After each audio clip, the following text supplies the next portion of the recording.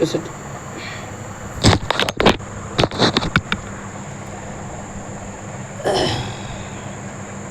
நம பார்வதி பதையே.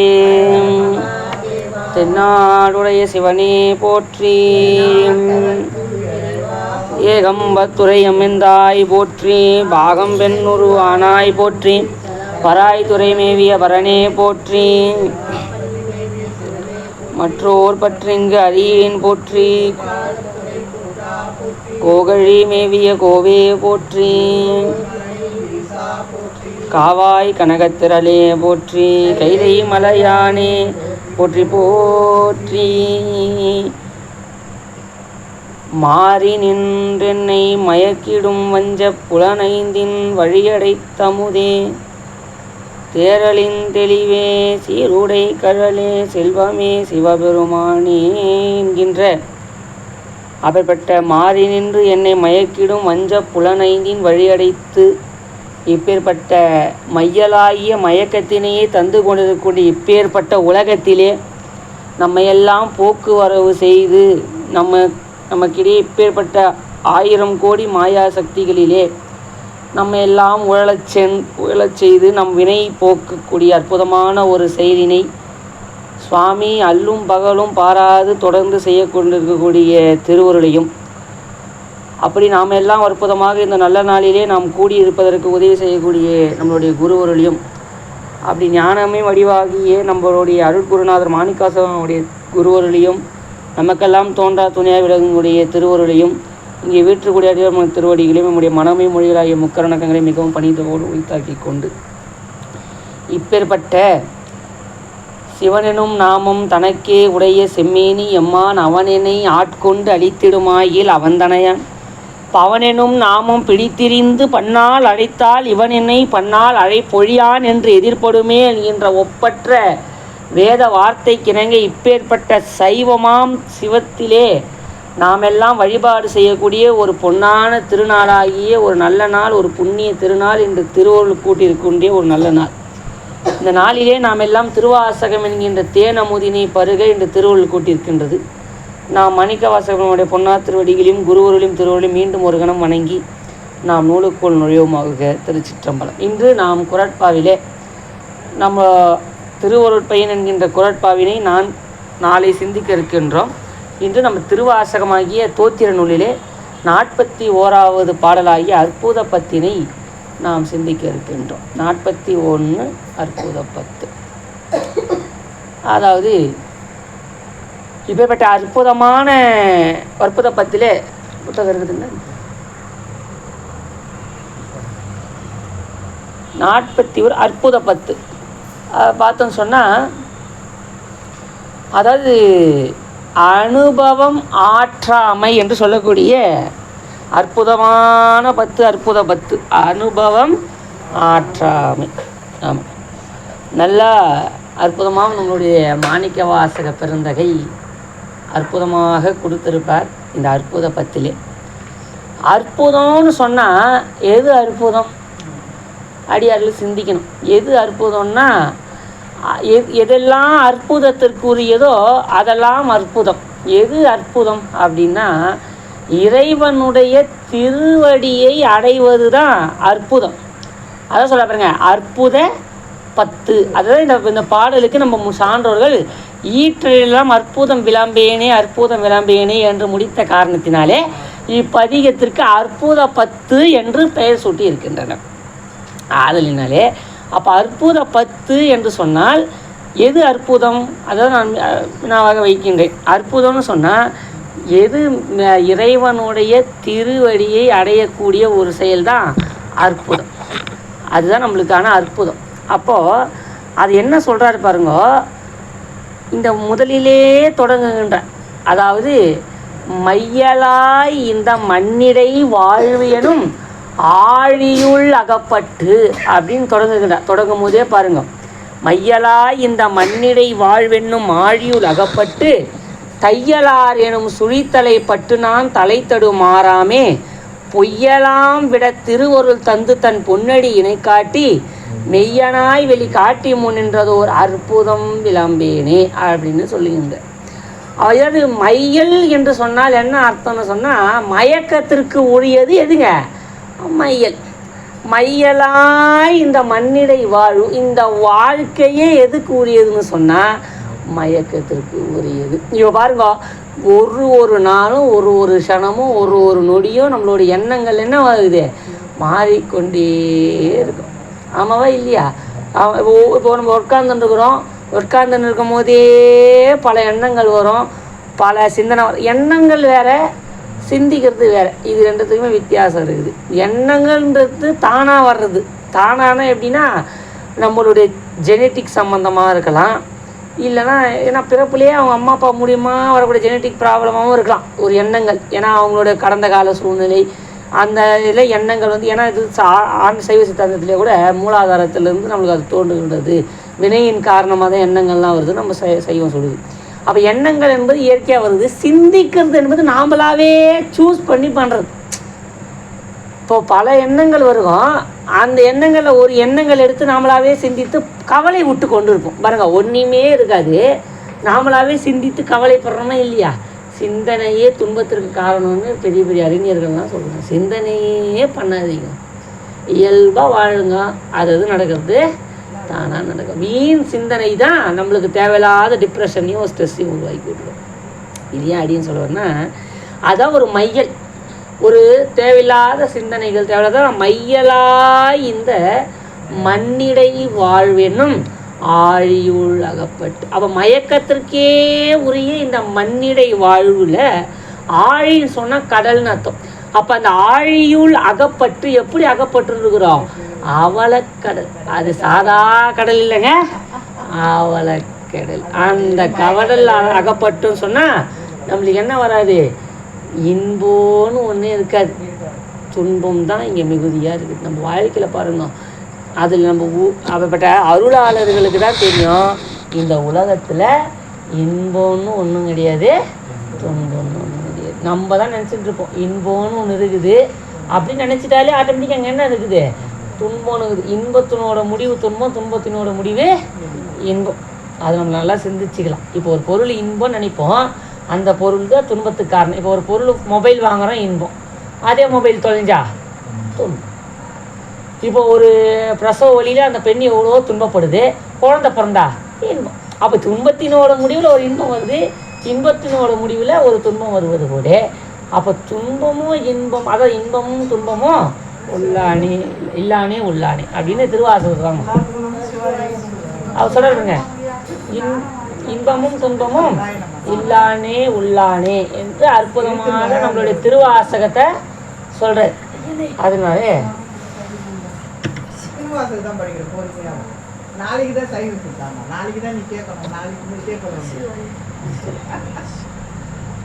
பாருங்க, வாழ்வென்னும் ஆழியுள் அகப்பட்டு தையல் என்று சொன்னாலே பெண்கள். அப்பப்பட்ட தையலார் என்னும் சுழித்தலை பட்டு நான் தலை தடுமாறாமே. அப்போ பாருங்க, தலை தடுமாறாமே பொய்யலாம் விட திருவருள் தந்து. பொய்ன்னு சொன்னால் எது பொய்? சற்று சிந்திக்கணும். இப்போ நம்ம ஒரு பொய்ன்னு சொல்கிறோம், அவர் எந்த பொய்யை சொல்லியிருப்பாரு? பொய்யெல்லாம் விட திருவருள். அப்போ பொய்யெல்லாம் விடுவதற்கு திருவருள் மிக மிக மிக அவசியம் சொல்கிறார். அப்போ அந்த பொய் விட வேண்டும், திருவருள் தந்து. அப்போ திருவருளை தந்த பிறகு எது விடுதுன்னு சொன்னால் பொய் நம்மளை விட்டு நீங்கி விடுகின்றது. அதுதான் சொல்வார்கள் அருள். அவருடைய இறைவனை வழிபாடு செய்யக்கூடிய வாழ்க்கையெல்லாம் அருளார்ந்த வாழ்க்கை. இதெல்லாம் என்னது? இருள் சார்ந்த. அப்போ உலகிலே நாடும் போது இருளும், அருளியை நாடும் போது நம்மளுக்கு அப்பட்ட ஒளியுமாக நம்மளுக்கு இருக்கும். அதான் இருள் ஒளி என்று சொல்றாரு. இரவு பகல். இரவுன்னு சொன்னால் உலகில் வாழ்க்கையெல்லாம் இரவு சார்ந்தது தான். அப்புறம் அருள் வாழ்க்கையெல்லாம் ஒளி சார்ந்தது. அதை சொல்கிறாருங்க, பொய்யெல்லாம் விட. பொய்ன்னு சொல்கிறது நம்ம இந்த உலக வாழ்க்கையிலேருந்து நம்மளுடைய உடல் என்று சொல்லக்கூடிய அனைத்துமே என்ன தான்? பொய் தான். அப்போ இந்த பொய்யாகி இந்த உலக வாழ்க்கையை விட திருவருள் தந்து, அப்படி திருவருளாகிய மெய்ஞானத்தை நமக்கு தந்து பொன்னடி இணை காட்டி, அவரோட பொன்னான திருவடி எனக்கு காட்டி மெய்யனாய் வெளி காட்டி முன் நின்றதோர் அற்புதம் விளம்பேனே. அப்பப்பட்ட அற்புதம் எதுன்னு சொன்னால் அதுதான் இறைவனோட திருவடி. இறைவனோட திருவடி என்று ஒரு அற்புதம் இந்த உலகத்தில் இல்லை. அதான் சொல்ல நின்றதோர் அற்புதம் விளம்பேனே. அது நல்லா ஊர்ந்து கவனிச்சிங்க சரிங்களா. அது நல்ல அதாவது மையல்னு சொன்னால் மயக்கத்திற்குரிய மாயை அப்படின்றத நம்ம நல்லா புரிஞ்சுக்கணும். வாழ்வென்னும் ஆழியுள் அகப்பட்டு தையலார் என்னும் சுழி தலை பட்டு நான் தலை தடுமாறாமே பொய்யலாம் விட திருவருள் தந்து தான் பொன்னடி இணை காட்டி மெய்யனாய் வெளி காட்டி முன்னின்றதோ அற்புதம் விளம்பேனேன்னு சொல்கின்ற. அப்பப்பட்ட இறைவனை நான் எய்ந்து மாமலர் இட்டு முட்டாததோர் இயல்போடும் வணங்காதே. அப்படிப்பட்ட இறைவன் மெய்யன் என்று தெரிந்தும் கூட நான் என்ன செய்ததில்லை. இது வரைக்கும் நான் சுவாமிக்கு எய்ந்த மாமலர் ஒரு பூவை பறித்து நான் சுவாமி கிட்ட போட்டு நான் வணங்கிறது கிடையாது. அதான் சொல்ல எய்ந்த மாமலர் இட்டு முட்டாததோர் இயல்போடும் வணங்காது இருந்தேன். எப்படி இருந்தேன்னு சொன்னால் சாந்த மார் முளையா தையல் நல்லாரோடு தலை தடுமாறாகி. அப்பப்பட்ட தையல் என்று சொன்னால் அப்பட்ட பெண்கள் பெண்களுடைய அந்த காம வழியிலே நான் அகப்பட்டு தலை தடுமாறாகி தலை தடுமாறாகி இருந்த என்னை போந்து யான் துயர் புகா வண்ணம். இதுலேயே அழுந்தி போந்துன்னு சொன்னால் அதுலேயே அழுந்தி விடுதல்னு அர்த்தம். அந்த போந்து யான் துயர்னா துன்பம் அப்பட்ட புகா வண்ணம் அருள் செய்து பொற்கழல் இணை காட்டி. அப்படி அந்த பொற்கழல்னா இது சுவாமியோடைய திருவடி. எங்கே காட்டினாரு? திருப்பெருந்துறையில் காட்டுங்க. அப்போ இந்த பொன்னா திருவடி அவர் காட்டக்கூடிய இடம் எதுனா திருவடி. அவள் பொற்கழல்னா அந்த திருவடி எங்கே காட்டினாரு? திருப்பெருந்துறையில் தான் மாணிக்க வாசக பெருமானை ஆவா அரியன் இந்திரன் வானோருக்கு அரிய சிவன் வாவா என்ற எண்ணையும் பூதலத்தை வலித்து ஆண்டு கொண்டான் பூவார் அடிசுவடி என் தலைமேல் பொறித்தலுமே அத்தேவான வாப்பாடி நாம் தெல்லேனும் கொட்டாமோ. அப்படிப்பட்ட இறைவனே நீ தடுத்து ஆட்கொண்ட இடம் எதுன்னு சொன்னா திருப்பெருந்துறைன்னு இதை வலியுறுத்தி கூறுகின்ற. அதை சொல்ல பாருங்க செய்து பொற்கழல் இணை காட்டி. அப்பேற்பட்ட இது எதுனா இப்படி செய்யலைன்னா நான் இப்படி இருந்திருப்பேன். ஃபஸ்ட்டு சொல்கிற 4 வரி எப்படின்னா நான் இப்படிலாம் இருந்து நான் சென்றிருப்பேன். ஆனால் அப்படிலாம் நான் இருக்காத வண்ணம் சுவாமியை நான் ஆண்டு கொண்டான் பார். இதுதான் அற்புதம். அற்புதம் எது? நான் முன்னாடி இருந்த 4 வரி இருந்து பாருங்க, அது அற்புதம் இல்லை. அதுக்கு அடுத்த 4 வரி சொல்றாரு பாருங்க, அதுதான் அற்புதம். அப்போ விட அந்த உலக அப்பேற்பட்ட வாழ்க்கையே அடியன் வாழாத வண்ணம் அருள் செய்து சாமி என்னை ஆண்டு கொண்டானே, இதல்லவா அற்புதம் எனக்கு அப்படின்னு சொல்கிறேன். அதான் அற்புதம் விளம்பேனே சொல்கிறாருங்க. அப்புறம் செய்து பொற்கழனை காட்டி வேந்தன்னா அரசன் அர்த்தம். அப்போ வேந்தனாய் வெளியே என் முன் நின்றதோர் அற்புதம் விளம்பேனே. அப்புறங்க நடித்து மண்ணிடை பொய்யினை பல செய்து நான் எனது எனுமாய். இங்கே பாருங்க, நம்மளுக்கு அடியார்கள் நல்லா போச்சுங்க. நான் சொல்ல சில சைவ சித்தாந்த கருத்துக்கள்லாம் நீங்கள் அப்படியே ஆழ்மனதில் பதிஞ்சு வச்சுக்கணும். அதாவது நான் என்பது எனது, நான் எனது என்பது தான் இந்த உலக வாழ்க்கையில் பற்று. 2 தான். ஒன்று நான் என்ற ஒன்று பற்று, எனது என்ற ஒரு பற்று. அப்போது நான் என்பது அகங்காரப்பற்று, எனது என்பது மமகாரப்பற்று. அப்போது அகங்காரம் தோன்றி மமகாரம் தோன்றும். ஆனால் அழியும் போது மமகாரம் ஒழிந்தால்தான் அகங்காரம் ஒழியும். அப்போது அகங்காரம் என்று சொன்னாலே நான் என்கின்ற தன்முனைப்பு, ஆணவத்திற்கு தன்முனைப்பு என்று சொல்றாரு செய்தார்கள். எது ஒன்றுமே நானால் செய்தேன், என்னால் செய்யப்பட்டது என்று. இப்போ அடியன் இருக்கிறேன், நான் யுவனேசு அப்படின்னு தான் எங்கள் அம்மா, எங்கள் அப்பா, என் வீடு, என் ஃபோனு, என் வாட்சி, என் புக்கு, என் டேபிள்னு மமகாரம் வருது. இங்கே நான் என்பதே ஒன்று இல்லைன்னு சொன்னால் எனதுன்னு எப்படி குறிப்பிட முடியும்? சொல்ல முடியாது.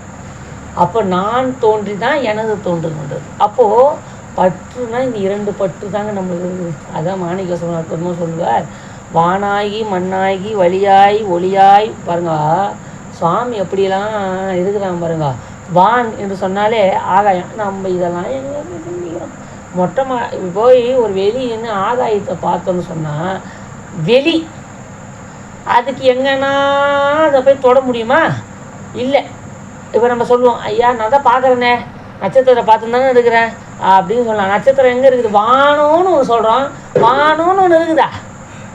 இல்லை, வானம்னு ஒன்று கிடையாது. இப்போது ஒரு பொருள்னு ஒன்று இருக்குதுன்னா அந்த பொருள் ஒரு ஒரு அளவு ஒரு வரையறைக்கு உட்பட்டு இருக்கணும். அப்படின்னு ஒன்று இந்த வானம்னு ஒன்று கிடையவே கிடையாது. நம்ம சும்மா அப்படி சொல்லிக்கிறோம், பார்க்குறோம். நம்ம கண் தொலைவு கேட்டத ஸ்கை நீர் வானம்னு முடிச்சிடும், அந்தளவு முடிச்சிடும். ஆனால் அதை போய் நமக்கு தொட முடியுமா, கிழிக்க முடியுமா?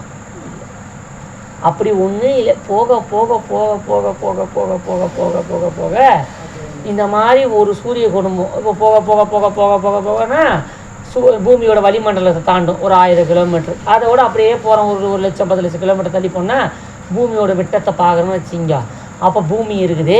அப்படியே பல மில்லியனு அப்படியே தள்ளி போக தள்ளி போக தள்ளி போக தள்ளி போக தள்ளி போக ஒரு கோளாக கடந்து கடந்து கடந்து கடந்து போனோம்னா சோலார் சிஸ்டம் சொல்லக்கூடிய சூரிய குடும்பம். நம்ம சூரிய குடும்பத்தை நம்ம பார்க்குறோம். இன்னும் நம்ம தூரம் போக போக ஒன்றும் இல்லை. இப்போ மேலவே இப்போ ஒன்றும் இல்லை, இப்படி நம்ம இருக்கிறோம். இதுக்கு மேலவே போங்க, வேறு ஒரு கற்பனையும் பண்ணாதீங்க. இப்போ நம்ம மேலே போய் இப்போ இங்கே இருந்து கிளம்புறோம். நம்ம அப்படியே ஒரு 6 பேர் வந்து வச்சிங்களா, இந்த 6 பேர் அப்படியே அப்படியே கடந்து போகாமல் கற்பனை பண்ணிங்க. மேலே போக போக போக போக பார்த்தீங்கன்னா ஃபஸ்ட்டு பூமி தெரியும். அப்புறம் அப்படியே கடக்க ஒரு கோளா வியாழன் தெரியும், நம்மளுடைய புதன் தெரியும், ஒரு கோளா கடக்க ஒரு பெரிய சூரிய குடும்பம் தெரியும். நான் சொல்கிறது சாதா கடத்தல் இல்லை, பல வருட கடத்தல். ஒரே இப்போ கண்ணை மூடி கணத்தல் சூரிய குடும்பம் பார்க்கறது கிடையாது. என்ன அவள் பல மாதங்கள் பல வருடங்கள் கடந்து போனால் தான் அந்த குடும்பம் விட்டத்தை இப்படி அடி இப்படி பார்க்க முடியும். அப்படி பார்க்க முடியும்னு சொன்னால் அப்படியும் அப்போ இங்கேருந்து எப்படி பார்க்குறோமோ அங்கேருந்து பார்த்தாலும் மேலே அப்படி தான் தெரியும். இப்போ இங்கேருந்து பார்க்கும்போது வானம் எப்படி தெரியுது, அதே மாதிரி அங்கேருந்து பார்த்தாலும் மேலே அங்கே அப்படி தான் தெரியும். மறுபடியும் போக போக போக போக போக போக பார்த்தீங்கன்னா இதே மாதிரி இன்னொரு சூரிய குடும்பம் தெரியும். இந்த மாதிரி இன்னும் கடக்க நீங்கள் பார்த்தீங்கன்னா இந்த மாதிரி பல சூரிய குடும்பம் இருக்குது. இந்த மாதிரி பல சூரிய குடும்பம் தான் சேர்ந்தது தான் என்ன சொல்கிறாங்கன்னா நம்மளோட சயின்டிஃபிக்கில் பால்வெளி மண்டலம்னு சொல்கிறோம், மில்கி வே கேலக்ஸி. அப்போ இந்த பல சூரிய குடும்பம் சேர்ந்தது ஒரு பால்வெளி மண்டலம். அதே நம்ம கடக்கிறோம்னு சொன்னால் அப்பயும் வானம் அப்படி தான் இருக்குது. அதையும் கடந்து போய்கொண்டே இருக்கிறோன்னு சொல்லுங்க. போய் ஒரு சின்ன ஒரு கருத்துளையில் போய் உட்காருது. அதுக்கு பேர் பார்த்தீங்கன்னா பல பால்வெளி மண்டலம் சேர்ந்து, பல சூரிய குடும்பம் சேர்ந்தது ஒரு பால்வெளி மண்டலம். பல பால்வெளி மண்டலம் சேர்ந்தது பார்த்தீங்கன்னா ஒரு கேலக்ஸி, ஒரு பிக் பேங்னு சொல்கிறாங்க. இப்போ ஒரு கேலக்ஸினாங்க. அதுக்கு தான் பேர் என்னென்னா பிரபஞ்சம்னு தெரிவிக்கிறாங்க. பிரபஞ்சம் பல பால்வெளி மண்டலத்தை கொண்டது ஒரு பிரபஞ்சம். இந்த பிரபஞ்சமும் ஒரு இது அடங்குதுன்னு பார்த்தீங்கன்னா இல்லை, அப்படியும் போய்கொண்டே இருக்குது. போக போக போக போக போக போக போக போக பார்த்தோன்னா பல பிரபஞ்சங்கள் தன்னகத்தை கொண்டது ஒரு அண்டம் நிற்கிது. பிரம்மாண்டம். இதுக்கு பேர் தான் பல பிரபஞ்சங்களை தன் அகத்திலே கொண்டதால் அதுக்கு பேர் பிரம்மாண்டம்னு பேர். வீடு பிரம்மாண்டமாக கட்டிக்கிறீங்களே சொல்கிறோமா இல்லையா? நம்ம வாயு சொல்லியா பிரம்மாண்டம் என்ன பெருசாக இருந்தா பிரம்மாண்டம். அந்த மாதிரி பல அப்போ பாருங்க பல கேலக்ஸி நான் சொல்ல நீங்கள் அந்த கற்பனை உங்களுக்குள்ளே போகணும். அதாவது ஒரு சூரிய குடும்பத்தில் ஒரு கோளில் நம்ம இருக்கிறோம். இந்த மாதிரி பல சூரிய குடும்பம் சேர்ந்தது ஒரு பால்வெளி மண்டலம். இந்த மாதிரி பல பால்வெளி மண்டலம் சேர்ந்தது ஒரு என்னது ஒரு கேலக்ஸி, அதாவது ஒரு பிரபஞ்சம். பல பிரபஞ்சம் சேர்ந்தது ஒரு அண்டம். அப்படியே நிற்கிறான்னு பார்த்தா இல்லை, அப்படியே கடக்க இந்த மாதிரி பல குட்டி குட்டியாக ஒரு ரங்கோலி கோலம் போடுற மாதிரி சின்ன சின்னதாக ஆகாயத்தில் ஒரு வட்டம். அதையும் கடந்து கொண்டே போனோம்னா பல அண்டங்கள் சேர்ந்தது பிரம்மாண்டம்னு பேர். அப்பையும் வரையறை நிற்குதான்னு கேட்டா இல்லை. அப்பையும் இங்கேருந்து நம்ம வானத்தை பார்த்தா எப்படி இருக்குதோ அதே மாதிரி தான் இங்கே. இது எப்படி கணக்கு போட முடியும், வரைத்து போட முடியாது. இதுதான் வெளி. அடியார் பெருமக்களே நல்லா செந்தையில் வச்சிங்க.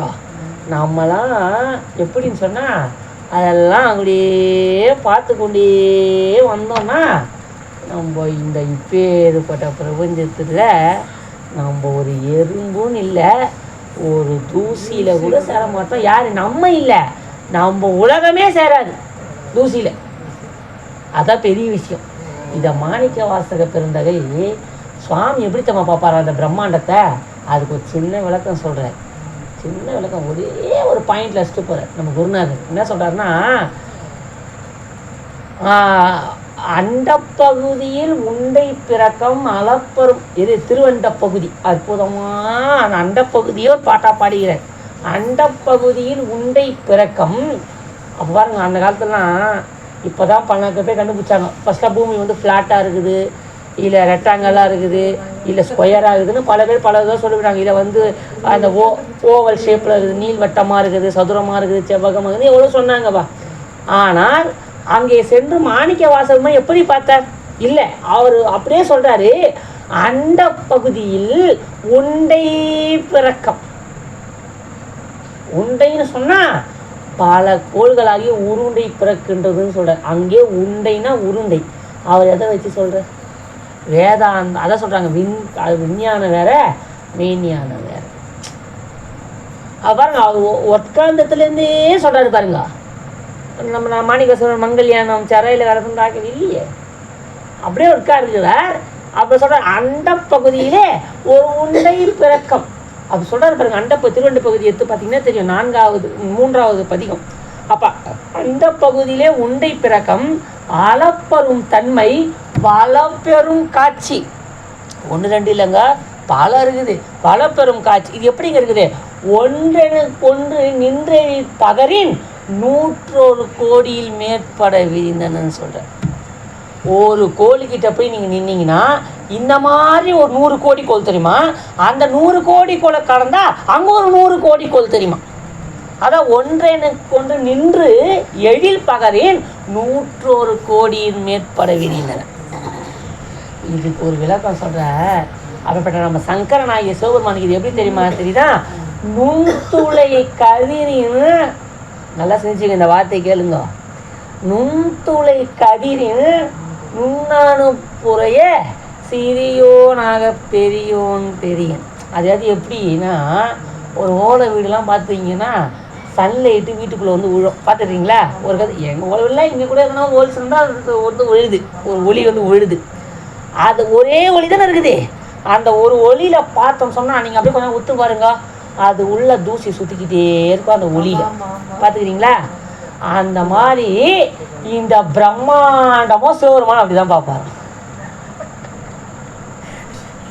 அவரோட பார்வைக்கு நான் சொன்ன பாருங்க, இந்த பிரம்மாண்டம் இது எப்படின்னா, நுண்துளை கதிர் நுண்ணாருள் புறைய சிறியோனாக பெரியோன் அப்படி பார்ப்பறோன்னா இதுதான் முதல்ல சுற்றி இருக்குது. நம்ம அந்த தூசியை பார்க்குற மாதிரிங்க அந்த சன்லைட்டில் அப்படின்னு நம்ம ஆள் பார்க்குறாரு. அவர் இதில் நம்ம எங்கே இருக்கிறோம், எங்கேயா இருக்கிறோம் எதுவுமே சொல்ல முடியாது. அங்கே நம்மன்னு ஒன்று, ஆனால் இங்கே இருந்து கொண்டு செய்வதும் சங்கரனால் இயக்கப்பட்டு. அதான் அவனன்றி ஒரு அவன் அணுவின் அணுவிலும் அண்டத்திற்கு அப்பாலும் இருக்கிறான். அவனை நுண்ணித்து கொண்டே போனால் அணு சிறிது, அதை விட சிறிதாக உயிரோடைய உண்மை எத்தகையதுன்னு கேட்டாங்க. அது நம்ம பெரியவர்கள் சொல்லிடுறாங்க சித்தர்கள்லாம். பசுவின் மயிரிடையிலே, அதாவது ஒரு பசுமாட்டு இருக்குதுன்னா அதோட ஒரு சின்ன ஒரு முடி எடுத்து அதை எப்படி 1 கோடி கூறிட்டு அந்த இதில் இது ஒரு சின்ன முடி பசு மாட்டோட ரோமத்தை ஒன்று எடுத்து 1 கோடி தடவை அதை கூறிட்டு அதில் ஒரு கூறு எடுத்து 1,00,000 தடவை கூறிட்டா அந்த அளவுக்கு நுண்மையாக உயிரோட நுண்மை.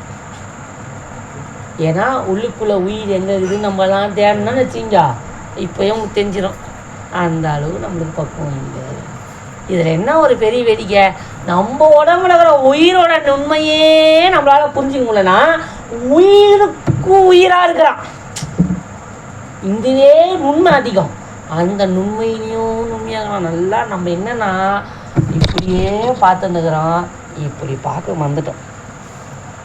கொஞ்சம் உள்ள கவனிக்க மறக்கிறோம் ஒழிய வெளியவே தேடி கண்டு கொள்ள முடியாதவன் யாருங்க? சிவபெருமான். நம்ம அதவனை தேட ஆரம்பித்தா அதுக்கு பேர் ஆணவம்னு அர்த்தம். நம்ம தேடி அவனை கண்டுபிடிக்க முடியாது என்பதற்கு கணக்கரிய துன்பங்கள் நம்ம தருவோம். அவனை நம்மளால் நான் தேடி கண்டுபிடிச்சிக்கிறேன்யா, அந்த ஆள் இங்கே எங்கே இருக்க போகிறான் அப்படின்னா அதுக்கு ஆணவம். தேடி தேடுவனா தேவனை என் உள்ளே தேடி கண்டு கொண்டேன்னு சொல்லுகின்றார் நாவுக்கரசர் பெருமான். அப்படி இறைவன் வேறு எங்கேயுமே இல்லை, சுவாமி எங்கே இருக்கின்றான்? நம்ம எல்லாரோடைய உள்ளத்திலையும் சுவாமி இருக்கின்றான். ஓயாது உள்குவர் உள்ளிருக்கும் உள்ளானை, தாயாய தவமாய தன்மையானை நம் உள்ளத்திலே இருக்கின்ற அருட்பெரும் ஜோதி ஆண்டவன். அப்போது இவ்வளோ சொன்னது எதுக்குன்னா, இவ்வளோ அண்டங்கள் இருந்து கூட நம்மளுக்கு என்ன போலன்னா, அப்போ கூட நம்ம இதுக்கு தான் நான் சொல்ல வந்தேன். நான் செய்தேன்னு ஒரு வார்த்தை ஒன்று சொல்கிற பாருங்க, அப்போ இதுலேருந்து நீங்கள் பார்த்துக்கணும், இது நான் செய்தேன்றமே இதில் ஒன்றையாவது நம்ம செய்தோமா? நம்ம தான் மரம் வைக்கிறோம்னு சொல்கிறோம், மரம் வச்சா நம்ம கையிலேயே முளைக்கணுமே. இப்போ நான் தான் ஒரு மரம் வைக்கிறேன்னா என் உள்ள கையிலேயே ஒரு மாங்கொட்டி வச்சு தண்ணி ஊற்றுறோம், முளைக்குமா? இல்லை, மண்ணில் தான் வைக்கணும். அப்போ நான் தான் அந்த மரம் வைத்து வளர வைத்தேன்னு எப்படி சொல்ல முடியும்? இல்லை. அப்போது இந்த உலகத்தில் அனைத்தும் பார்த்தீங்கன்னா இறைவனுடைய அருளால் தான் நடக்குது என்பதை நம்ம வாய்மொழி சொல்லிடுவோம், உள்ளத்தில் அந்த நினைவு வராது. எப்போது வராது? எதனா ஒரு விஷயம்னா கூட நம்மளுடைய உத்வேகமோ நம்மளுடைய எண்ணங்களோ அதை மறக்கடிக்க செய்கிறோம். இது எப்படி செய்கிறோம் அப்படின்னா, எழுதுங்கால் கோல்கானா கண்ணே போல இறைவனோட திருவருள் பேனா போல இருக்குது. ஆனால் நம்ம எழுதுகிறப்போ பேனாவோட உதவியை தான் எழுதுறோம்னு பேனா மேலே கவனமே நம்மளுக்கு வராது, எழுத்து மேலே தான் கவனம் வரும். எழுதுங்கால் கோல்கானா கண்ணே போல திருவள்ளுவர் அற்புதமாக சொல்கின்றார். அதே போல் எப்படி ஒரு எழுதுகிறோம், ஒரு எக்ஸாமில் எழுதினே இருக்கிறோம், நம்ம நினைப்போம் பேனா மேலே கவனம் இருக்காது, அது எழுத்து மேலே கவனம் இருக்கும். அது போல இறைவன் வழி நடத்துகிறான் என்கின்ற எண்ணம் இல்லாது நான் தான் செய்கின்றேன் என்கிற தன்முனைப்பிலே தான் நம்ம உயிர் இருக்கோம். இதுக்கான பெரிய விளக்கம் இப்போவே நம்ம கண்ணால் பார்த்தோம். ஆனால் இல்லை, இந்த ஒளியினோட உதவினால்தான் நீங்கள் என்ன பார்க்குறீங்க, அடியன்னு உங்களை பார்க்குறேன்.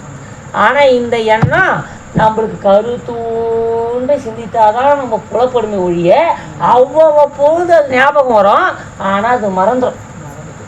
இது யாரு குற்றம்? உயிர் குற்றம். உயிர் எத்தனை தடவை தான் கேட்டாலும் எத்தனை முறை பயிற்சி எடுத்தாலும் ஒரு தடவும் ஒரு சனமும் மனம் அலைப்பாய். எவ்வளோ வேணால் ஒரு குரங்க வளங்க பயிற்சி கொடுங்க, பார்க்கறத பார்த்தா டக்குன்னு தாவிடும். அது போல தான் மனதை தான் நம்மளுடைய குருநாதர்கள்லாம். அதனால தான் மனதை மாற்றிக்கொள்வதை காட்டிலும் திருத்தி கொள்வதை காட்டிலும் சிந்தனையை கொள்வதை காட்டிலும் அது எண்ணத்தை சீரமைப்பதை காட்டிலும் அதிலிருந்து ஒதுங்கி விழுவது மிக மிக சிறந்தது. இப்போது ஒரு கூட்டம் இருக்குது, அங்கே பிடிக்காதவங்க 10 பேர் இருப்பாங்க. நான் அந்த 10 பேர் நடுவில் நின்று நீ ஏன் அப்படி இருக்கிறன்னா அங்கே என்ன வளரும்? சண்டை வளரும். அப்போ நம்ம என்ன நினைப்போம், ஒரு பழமொழி சொல்லிட்டோம், நம்ம ஆவாதவங்களை பார்த்தா நம்ம துஷ்டத்தை கண்டா தூர விலகுவது என்று போல ஒரே நம்ம அந்த கூட்டம் நம்மளுக்கு ஆகாது, நம்ம விலகி இருப்பது நல்லது நினைக்கிறோமா இல்லையா? அதே போல தான் சிவனைய செல்வர்களே, மனம் புத்தி சித்தம் அகங்காரம்னு 4 பேர் நம்ம உடலில் இருக்கிறாங்க. நல்லா இப்போ பாருங்க அற்புதம். இப்போ இந்த பதிகன்றது நம்ம விரைவாக நம்ம படிச்சிடலாம், ஆனால் இந்த பற்றுக்கான அர்த்தம் உங்களுக்கு புரியும். ஏன்னா பதிகன்றது நீங்கள் நம்ம வீட்டில் கூட படிக்கலாம். அதான் அடியன்னு சொல்லக்கூடிய இந்த கருத்தை உள்ளார்ந்து வாங்கி கொள்ளுங்க. அதாவது மீண்டும் மீண்டும் சொல்கிறேன் பாருங்க. அப்போ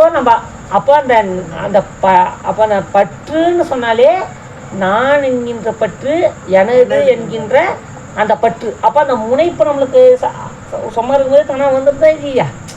அப்போ நம்ம எந்த ஒரு விஷயம் எடுத்தாலும் கூட நம்ம அந்த முனைப்பு தானாகவே வந்து விடுகிறது. அப்போ நம்ம என்ன பண்ணுறோம், உடனே அந்த ஆட்கள் நமக்கு ஆகாது அப்படின்னு சொல்லி நம்ம அதில் போய் நின்று நம்ம அதை சாதிக்க வேண்டும், நம்ம கருத்தை அங்கே பிரதிபலிக்கணும்னு சொல்றதை விட நாம் அங்கேருந்து விலகி விடுவது போல நம்மளுடைய மனம், நம்மளுடைய எண்ணம், நம்மளுடைய சிந்தனை, நம்மளுடைய அகங்காரம், இது எல்லாமே அது நாம இல்லைன்றத அறிவினால தெளிந்து அதிலிருந்து நம்மளை விடுவித்து கொள்வது தான் சால சிறந்தது.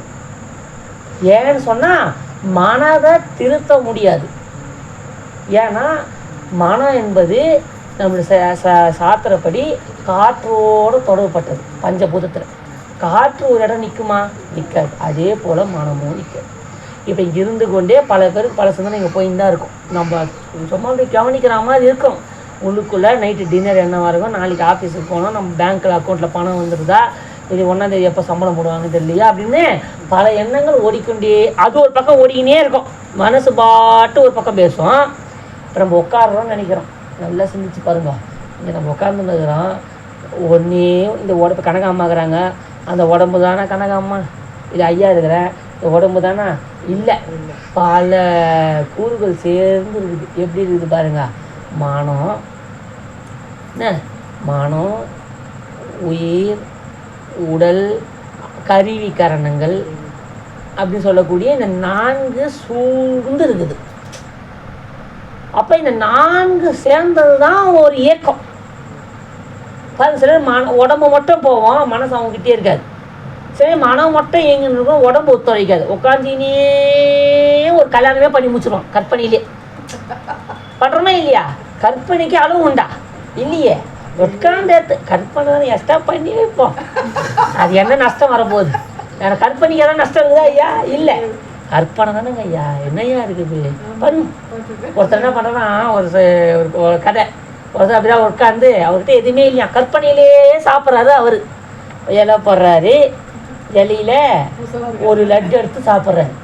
சாப்பாடு, கூட்டு, ரசம், அப்போ நல்லா கற்பனையிலேயே சாப்பிட்றாரு. இதை ஒருத்தர் கவனிக்கிறார். கற்பனையிலேயே அவர்கிட்ட போய் சொல்கிறார், ஐயா கற்பனையில் நல்லா இருக்குதுன்னா ஏன் சாப்பிட்றீங்கிறார். நான் பாருங்க, தொகுத்து பாருங்கள், லட்டு இருக்குது, பாயாசம் இருக்குது, வடை இருக்குது, அப்பளம் இருக்குது, எவ்வளோ அப்படியே சாப்பிட்டு இன்பமாக இருக்கிறேன்றான். அவர் சொன்னாரான், ஐயா உங்கள் கற்பனை சிறந்தது, இதில் ஒன்றும் இல்லை, கொஞ்சம் ஊறுகாமல் சேர்த்துங்க, உணவு திருப்தியாக இருக்குன்றாங்க. அப்போ என்ன சொல்கிறாரு, கற்பனையும் நம்ம சந்தோஷமாக அனுபவிக்கிறது தவறு கிடையாது. ஏன்னா இப்போ பாருங்க, திருமணம் பண்ணுவதுக்கு முன்னாடி திருமணம் பண்ணுற மாதிரி கற்பனையிலே மாப்பிள்ளை வாழ்வார். அதே மாதிரி ஒரு பெண்ணும் வாழும். நம்மள அங்கே இட்டுமா வருவோம், இங்கே இட்டுமா வரும். இவன் இந்த நம்மளால் கற்பனை பண்ணுவார்.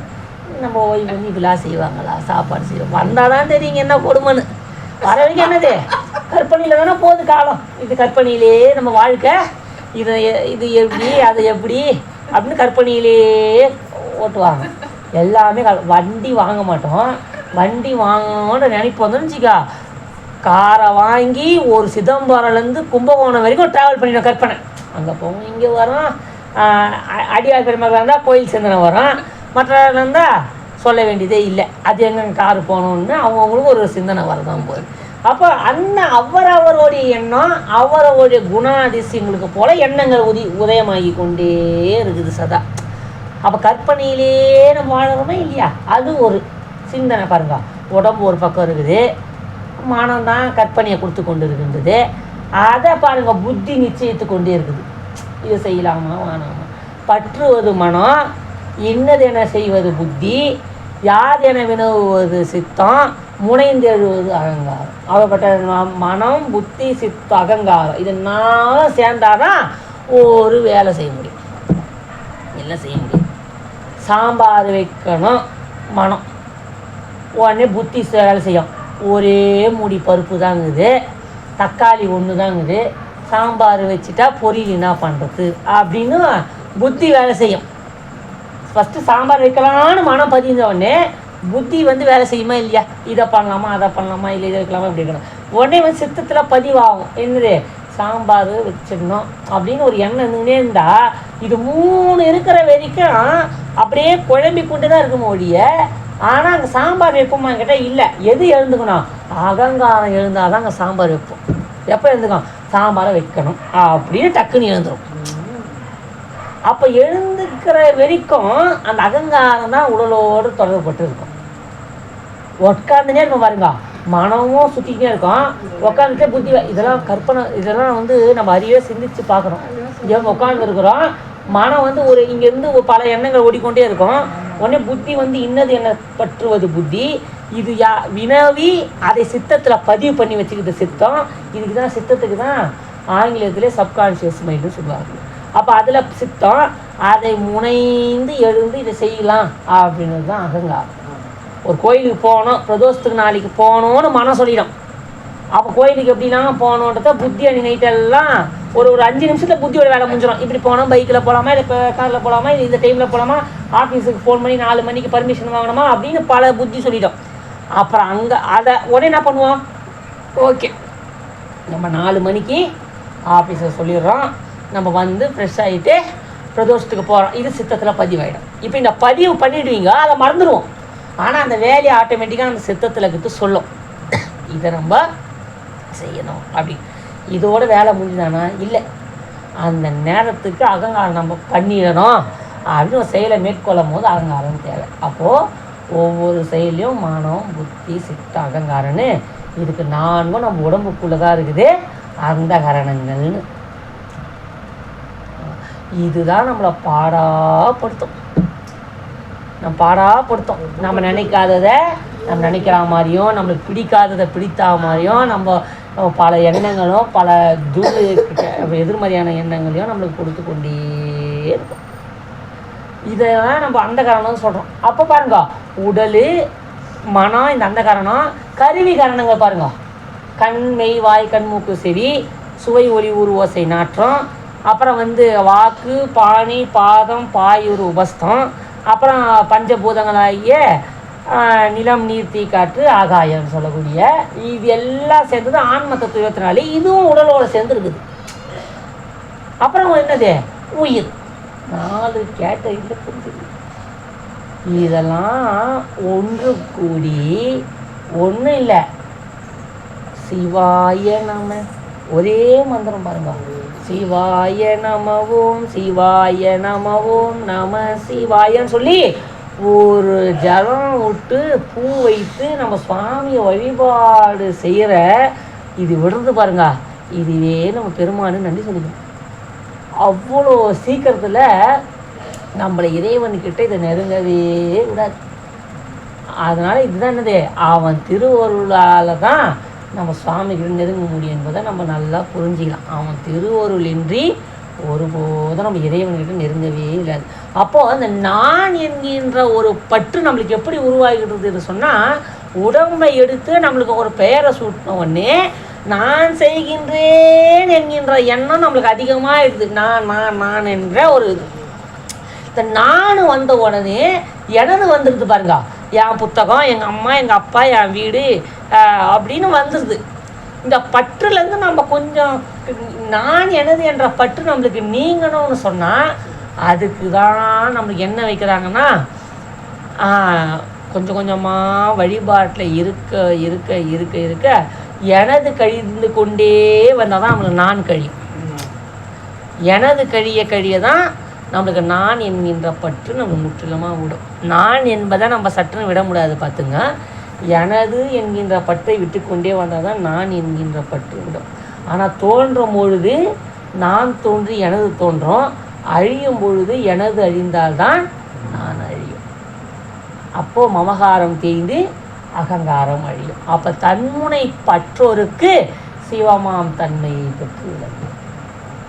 நான் நம்ம இல்லாமல் வாழ முடியுமா ஐயா அப்படின்னு கேட்டால், ஆமாம். ஏன்னா நம்ம இல்லை இடத்துல இருக்கும்போது நம்ம அப்படி கொஞ்சம் கடினம்தான். இப்போ நம்ம நானும் சொல்லி எல்லாம் பேச முடியாது, பேசும்போது இருக்குது. ஆனால் ஆணவம்னு சொல்கிறது வேற, சும்மா நம்ம பேசுறவங்கள இது யாருங்க, இது என்னோட இது அப்படின்னு சொல்கிறது வேற. ஆனால் இதை நான் தான் என்ன தவிர அப்படின்னு சொல்லும் போது தான் ஆணவம் விளைந்து கொண்டு இருக்குது. அடியன் வந்து நல்ல பையன் அப்படின்னு நினைக்கிறது தவறு இல்லை, என்ன மாதிரி பையன் அவனும் இல்லைன்னு நினைக்கிறது தான் தவறு. இந்த உலகத்தில் நான் நல்லவன், நான் ஒழுக்கமானவன் சொல்கிறது ஒரு குற்றம் இல்லை. எது குற்றம்னா, எது குற்றமாயிடுது பாருங்க, என்ன மாதிரி யாரும் இல்லைன்னு நினைக்கிறோம் பாருங்க, அதுதான் குற்றம். வேறு எதுவும் குற்றம் கிடையாது. என்ன மாதிரி யாரும் இல்லைன்னு நம்ம நினைக்கிறோம் பாருங்க, அதுதான் ஆணவம். அப்போ உங்கள் விளக்கம் புரிஞ்சிட்டு இருக்கணும் இங்கேவே. அப்போ சும்மா இயல்பான வாழ்க்கையில் என்னோட மனைவி என்னோட குழந்தைன்னு சொல்கிறது தவறு இல்லை, ஆனால் எங்கள் குடும்பம் மாதிரி இல்லை அப்படின்னு சொல்கிறது தான் தவறு. நம்மள மாதிரி தான் எல்லாரும் இருக்கிறாங்க. அப்படிதான் விஸ்வாமித்திரரை போயிட்டு அவங்க விஸ்வாமித்திரர் இருந்தார், தெரியுமா இல்லையா விஸ்வாமித்திரர், அவர் முனிவர். அப்போ அவர் என்ன பண்ணாங்கன்னு சொன்னால், விஸ்வாமித்திரர் ஒரு அரசர் தான். அவரு தான் போயிட்டு தவறு ஒரு அதாவது வரலாறு படிச்சிருப்பீங்க. அப்போது அவர் என்ன சொல்கிறாரு பாருங்க, அவர்கிட்ட அவர் சுவாமி அவர்கிட்ட கேட்குறாரு, அதாவது அவரோட குரு சுவாமி கேட்குறாரு, அதாவது அந்த ஒரே ரெண்டு பேர் இருப்பாங்க, ஒருத்தர் ஆணவத்திலே இருப்பார், ஒருத்தர் விஸ்வாமித்திரர் இருப்பார். அப்போ இவர்கிட்ட சொல்லுவார், போயிட்டு உன்னை விட நல்லவங்க இல்லை இந்த உலகத்தில் தீயவங்க யார் அப்படின்றதவே பார்த்துட்டு வான்னு இவர்கிட்ட சொல்கிற யார், விஸ்வாமித்திரர்கிட்ட. அப்புறம் இவர்கிட்ட சொல்லுவாங்க, இந்த உலகத்தில் நல்லவங்க யார் அப்படின்னு பாருன்னு இவர்கிட்ட சொல்லி அனுப்புகிறாங்க இன்னொருத்தர்கிட்ட. அப்போ விஸ்வாமித்திரர் போயிட்டு பார்த்துட்டு வார் என்ன சொல்கிறாருன்னா, இந்த உலகத்தில் தீயவர்னு யாரும் இல்லைன்னு அவர் சொல்கிறாரு. இவர் என்ன சொல்கிறாரு, இந்த உலகத்தில் நல்லவங்க யாருன்னு இல்லைன்னு இவரோட பார்வையில் எப்படின்னா, என்னமா நல்லவங்க யாருன்னு இவரோட பார்வை. விஸ்வாமித்திரர்னா யாருன்னு தீயவர்கள் இல்லை, பார்க்குற கண்ணோட்டம் தான் என்ன அமைதுன்னு சொன்னால் பார்வை அமைகிறது. அவரோட நோக்கமும் அவரோடைய சிந்தனை அப்படி இருந்தால் அதான் அமைகிறது சொல்லி. அப்போது அதான் மாணிக்க சொல்வேன், வானாகி மண்ணாகி வழியாகி ஒளியாகி ஊனாகி உயிராகி உண்மையுமாய் இன்மையுமாய் கோனாகி யான் எனது. அப்போ அதே தான் இங்கே சொல்கிறார், யான் சொன்ன நான் எனது. அப்போ யான் எனது என்று அவரவரை கூத்தாட்டு. சுவாமி இந்த ரெண்டு பற்ற வச்சு தான் நம்மளை இந்த உலக வாழ்க்கையில் இயக்க வைக்கின்றான். அப்போ யான் எனது என்று அவரவரை கூத்தாட்டு வானாகி நின்றாயே என் சொல்லி வாழ்த்துவேன். அப்படிப்பட்ட இறைவன் வானாகி நிற்கின்றான். புரிந்தா? பாருங்க, நான் என்னது எனுமாயை கடித்த வாயிலே நின்று முன் வினமிக களறிய திரிவேனை பிடித்து முன்னின்று அப்பெருமறை தேடிய அரும்பொருள் அடியேனை அடித்து அடித்து அக்காரமும் தீற்றிய அற்புதமும் அறியேனே. அடித்து அடித்துன்ற இப்போது ஒரு சப்பாத்தி மாவில் சப்பாத்திலாம் வீட்டில் செய்கிறோமா இல்லையா? இப்போ சாஃப்டாக வரணும் என்ன பண்ணுறோம், போட்டு அடிக்கிறோம். அதே மாதிரி ஹோட்டல்லாம் போனால் நம்ம இப்போ பரோட்டா சாப்பிட்றோம், அதுதான் அவ்வளோ ஆரோக்கியமான உணவு. அப்போ நம்ம சாப்பிடும் போது நம்ம என்ன பண்ணுறாங்கன்னா, அதை எப்படிலாம் பண்ணுறாங்க பாருங்க, அடித்து அடித்து அடித்து அதை பஞ்சு மாதிரி அப்போ சொல்கிறோம், நல்லா அப்போ தான் பிச்சு போட்டு சாப்பிட்டா நல்லா இது நம்ம சாப்பிட்றோமா இல்லையா? ஆமாம். அப்போ அந்த புரோட்டா அந்த அடித்தா தான் அந்த மாவு பக்கு வருதா இல்லையா? ஆமாம். இப்போ ஒரு துணி இருக்குது, இப்போ அந்த துணி ஒரு லைட்டாக கராயுதுன்னு சொன்னால் சும்மா தண்ணியில் அலசுனா போயிடும். இப்போ ஒரு சின்ன ஒரு பூக்கறியே ஒரு டீ கரை ஆயிடுச்சுன்னா கொஞ்சம் இது பண்ணணும். இன்னும் பெரிய ஒரு கரை என்ன பட்டுச்சின்னு சொன்னால் அதை செலவை போட்டு அடித்து துவைத்து முறுக்கி பிழிஞ்சு இதை தான் அந்த கரை விடும். அப்போது சுவாமி பார்க்குற நம்ம வினையாகிய கரை நம்ம மேலே இருக்கிறது, அதை நீக்கணும்னு சொன்னால் அவர் என்ன பண்ணணும், நம்மளை அடித்து அடித்து அந்த அடிக்கிறது தான் என்னன்னு சொன்னால் இந்த பிறவி. போதுண்டா சாமின்னு ஒரு வார்த்தை வருது பாருங்க, அதை தான் அவர் ஆசைப்படுறார். அந்த வார்த்தை வரணும். அந்த வார்த்தை வர்றது ரெண்டு விதம் இருக்குது. ஒன்று போதுண்டா சாமின்னு சொல்கிறது ரெண்டு இருக்குது. ஒன்று வறுமையில் வருது, அது வறுமையினால் வர வார்த்தை. சில டைம் பார்த்திங்கன்னா அப்பா அம்மா பசங்களை மதிக்கலாம் அந்த வார்த்தை வரும், இல்லை குடும்பத்தில் ஏதோ பிரச்சனைனா அந்த வார்த்தை வரும், இல்லை இயல்பாக அப்படி ஒரு வார்த்தை வரலாம். ஆனால் எல்லா நலன்களும் இருந்தோம், தாய் தந்தையர் நன்றாக இருந்தோம், செல்வம் நல்லா இருந்தோம், நம்ம வீடு சுற்று நல்லா இருந்தோம், நமக்கு நல்ல பேர் இருந்தோம், அந்த உயிர் அழுது இது போதும்னு சொல்லுதுன்னா அந்த உயிர் தான் பக்குவப்பட்டிருக்குதுன்னு அர்த்தம். ஏன்னா அடுத்த வேளை துன்பம், அடுத்த வேளை உணவில்லை, அவர் போதுண்டா சாமி சொல்லிட்டு வியப்பு இல்லை. ஏன்னா அவருக்கு உணவு இல்லை, அதனால் அந்த வாழ்க்கை மேலே வெறுப்பு வருது. இப்போ இன்னொருத்தருக்கு இதே பாருங்க, அதனால் துறவுன்னு பார்த்தீங்கன்னா இன்றைக்கி எவ்வளோ பேர் திறந்துட்டு போகிறாங்க துறவுன்னு. ஆனால் எல்லா துறையும் பெருசாக பேசல, பட்டினத்தார் துறவை தான் நம்ம பெருசாக பேசுகிறோம், திருவாலங்காரர். அப்போ ஏன் அவரோட துறவை மட்டும் நம்ம பெரிய துறவாக பேசணும்னு சொன்னால், ஏன்னா இல்லாதவர் துறப்பது ஒரு வியப்பு ஏற்படாது. 1000 கோடி சொத்து வச்சுக்கின்னு அதை துறந்தார் யார்? பட்டினத்தார். இருப்பதை துறத்தல் தான் பெரியது. அடுத்த வேலை எனக்கு உணவே இல்லையா, எனக்கு இங்கே இருந்தாலும் ஒன்று தான், அங்கே இருந்தாலும் ஒன்று தான். ஆனால் அந்த க்ஷணமே அவர் ஓடும் செம்புன்னும் ஒக்கவே நோக்கினார். அதுதானே துறவு, அதுதானே உயிர் பக்குவம். அப்போ அந்த உயிர் பக்குவம் எங்கே இருக்குதுன்னு சொன்னால், அந்த எல்லா சூழ்நிலையும் நல்லா இருந்தும் அவங்களுக்கு இந்த உலகமாக இருக்க ஒரு உவர்ப்பு தோணும். அது உயிருக்கே தோன்ற விஷயம். அதை நம்ம வெளியே சொல்கிறதோ அது சொல்ல அளவுலலாம் இருக்காது, உணர்வு அளவில் இருக்கும். உணர்வில் இருக்கும். சொல்லுதல் வேற, உணர்வுதல் என்பது வேற. உணர்வுக்கு வருவது தான் இந்த சைவ சித்தாந்தமும் சாஸ்திரங்களும். நான் உணர்வில் அது கலக்கணும். உணர்வுல அதை சொல்லிய பாட்டின் பொருளை உணர்ந்து உணர்ந்து நெகிழ்ந்து நெகிழ்ந்து ஊற்றெழும் கண்ணீர் அதனால் உடம்பு நனைந்து நனைந்து. அப்படி இறைவனை நாம் உள்ளத்திலே நினைக்க நினைக்க நினைக்க நினைக்க சதா வழிபாடு செய்ய செய்ய செய்ய செய்ய செய்ய அந்த உயிர் அந்த பக்குவத்தை தானாக எய்தும். அப்போ அந்த நிலையை எய்த எய்த எய்த எய்த நம்மளுக்குள்ளே இருந்தே இந்த உலக வாழ்க்கையிலே தான் இருப்போம். தடாகத்தில் இருக்கக்கூடிய தாமரை இலை போலே நம்மளுக்கு அதில் ஒட்டாமல் அப்படியே நம்ம வாழ்வோம். அவர்கள் தான் இந்த உலகத்தில் வாழும்போதே தேவ பதவி அடைகின்றனர். நிலை மிசை நீடு வாழ்வர். அவங்க வாழும்போதே ஜீவமுத்தர்களாக ஆயிடுவார்கள். அவர்கள் வார்த்தை, அவர்களுடைய செயல், அவர்களுடைய அந்த பிரகாசம்லாம் பல ஆன்மாக்களை உய்ய வைக்கும். அவர்களும் அந்த நிலையை ஒரு ஒரு குருன்னு ஒருத்தர் உட்கார்றாரு, ஒரு சொல்கிறாருன்னு வச்சிங்க, அந்த அருகுண சீரமைப்பு, ஒழுக்கம், தவம் இதெல்லாம் இல்லைன்னா அந்த இடத்துல இப்போ ஒவ்வொன்றுத்துக்கும் ஒரு லட்சணம் இருக்குது, ஒரு ஒரு தகுதி இருக்குது. ஆமாவா இல்லையா? இப்போது நம்ம ஒரு ஒரு நிலைக்கும் போகிறதுக்கு ஒரு இது இருக்குதா இல்லையா? இப்போ அந்தந்த நிலையை எய்த எய்த அவரவர்களும் அதை சுத்தமாக பார்த்துக்கணும். இப்போ நீங்களாம் அடியார் எழுதிங்க, உங்களுக்கு அடியன் என்ன சொல்கிறோமோ அதை அடியன் கடைப்பிடித்தால்தான் அடுத்த கட்டத்துக்கு நாங்கள் நகர முடியும். இப்போ விடிய விடிய சில பேர் ராமாயணம் பேசுவான். அப்போ என்னது, அவர் சீதைக்கு விடுங்க, இவர் எப்படி இருப்பாருன்னு பார்க்கணும். ராமாயணம் பேசுவார், இவருக்கு 4 வயசு இருக்கும். பாருங்க, அது என்ன, அது அங்கே சனை இல்லை. அங்கே ஸ்டேஜில் பேசிட்டு வருவார், ஒருவருக்கு ஒருத்தி ராமரை போல வாழணும், ஏகப்பத்தி நிவர்த்தனாக இருக்கணும்னு வர. ஆனால் இங்கே அப்படி தான் காலம் இருக்குது.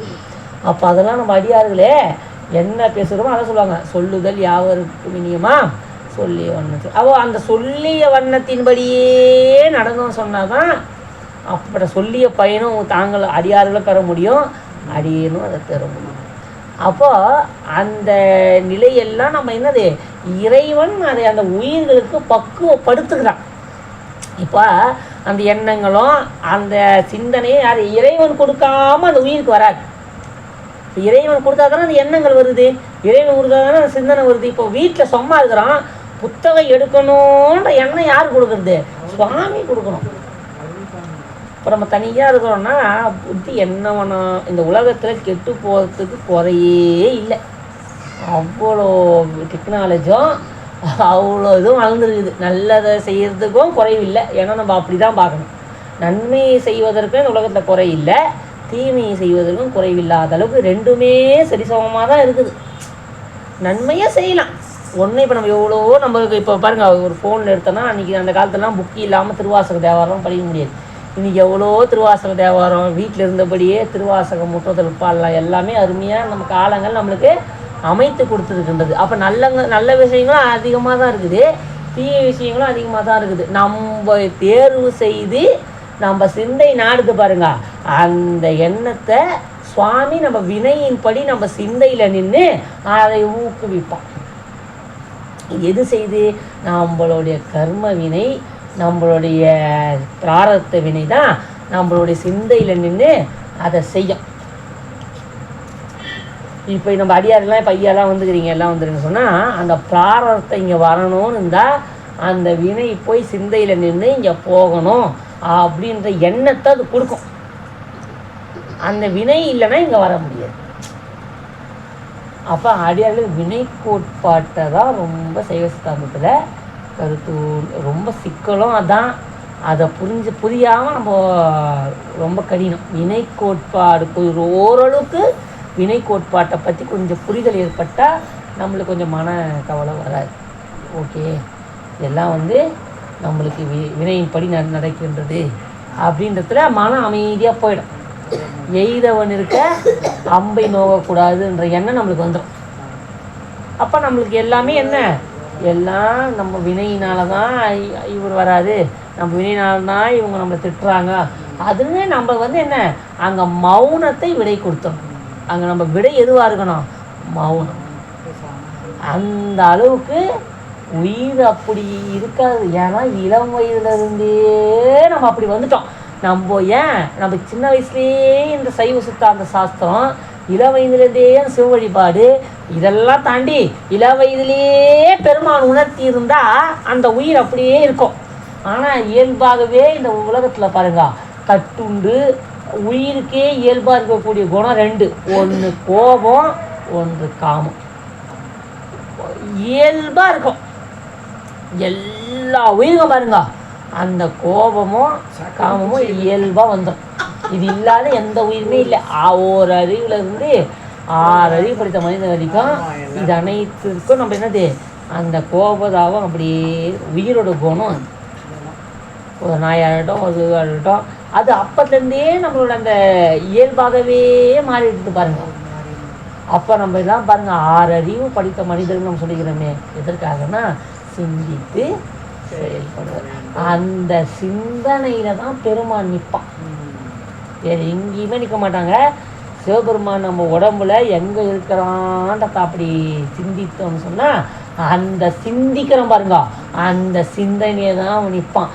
ஏன் சுவாமி அங்கே நின்னாருன்னா, எப்பவுமே நம்ம பாக்கெட்டில் திருடா எப்பவுமே தான் பாக்கெட்டை தொடவே மாட்டான்.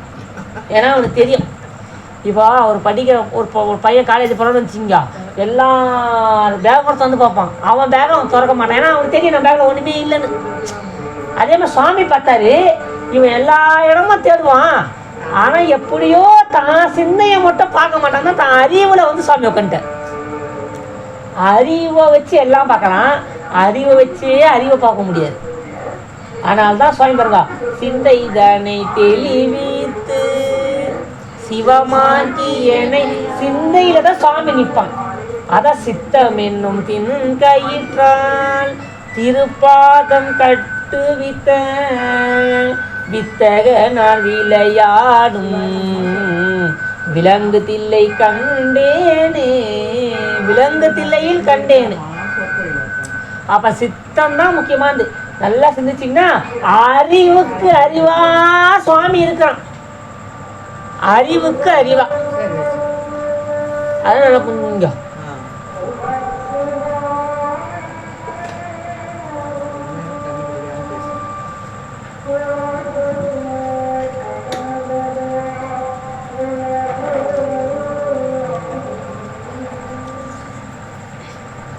அவ பார்த்தோம்னா அந்த அறிவுக்கு அறிவோ இறைவன் நம்ம அறிவுல இருக்கிறான். அதை தெரிந்த நாம அறிவோடு இருக்கணும். அறிவுனா என்ன? அறிதலுக்கு பேரு அறிவு. அறிதலுக்கு பேரு அறிவு.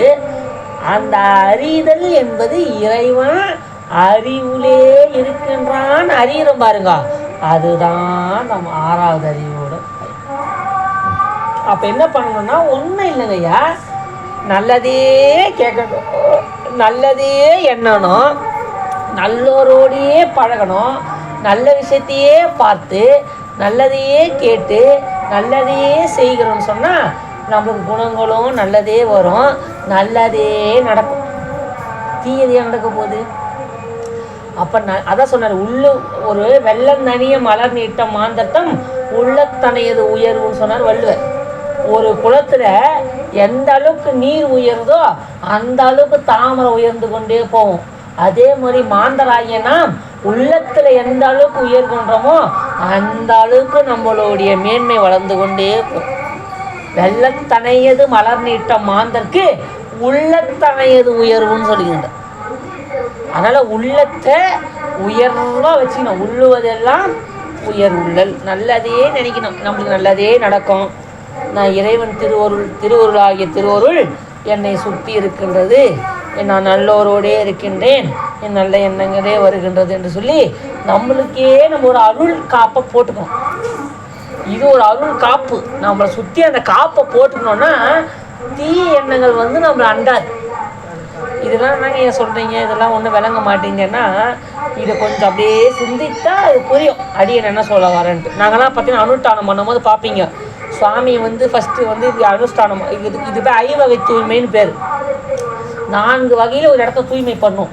இதுக்கு பேர் என்னன்னு சொன்னால், இதுக்கு என்ன ஒரு தாளத்திரியம், இதுக்கு பேர் அருள் காப்பு தட்டுதல் அப்படின்னு சொல்லி தமிழில் சொல்லுவார். அப்போ தாளத்திரியம் அப்படின்னு சொல்லி அடித்தல். இதுக்கு பேர் திக்கு பந்தனம் அப்படின்னு பேர். திக்கு பந்தனம், திக்குனா 8, இந்த 8 திசைகளையும் நம்ம என்ன பண்ணுறோம், கட்டுக்கிறோன்னு அர்த்தம். அதெல்லாம் பண்ணும்போது நம்ம அந்த ஸ்பீடாக பண்ணுவோம். அதை பார்த்தோன்னா இங்கே என்னென்ன பண்ணுறோன்னு தெரிஞ்சிடும். ஃபஸ்ட்டு இந்த ஓசையின் மூலியமாக தீ ஆற்றலை விளக்கிறோம். இதுக்கு தான் இந்த 3 வாட்டி தட்டுவோம், சிவாய நம சிவாய நம சிவாய நமன்னு. அப்போ தான் அஸ்திராய நமகா அப்படின்னு சொல்லி என் திசையிலே சுடக்கும். இதுக்கு பேருக்கு திக்கு பந்தனம்னு பேர். இந்த அஷ்டத்துக்கு பாலகர்களே அங்கே எழுந்தருளை செய்துட்டு அவகுண்டிதோபவ அப்படின்னு சொல்லக்கூடிய அவகுண்டனம் பண்ணுவோம். இதுக்கு பேர் இரதயாய வௌஷட் அப்படின்னு ஒரு மந்திரத்தை சொல்லி இந்த மூலியமாக ஒரு காப்பை இப்படி சுற்றுவோம், இந்த ஆள்காட்டி வரது மூலிமா. அப்போது தீ எது அகண்டுச்சு. இப்போ இப்படி தட்டும் போது இந்த இடத்துல தீ ஆட்டுறது இருக்குது. தட்டுன உடனே தீ ஆடுறது விலகுச்சு.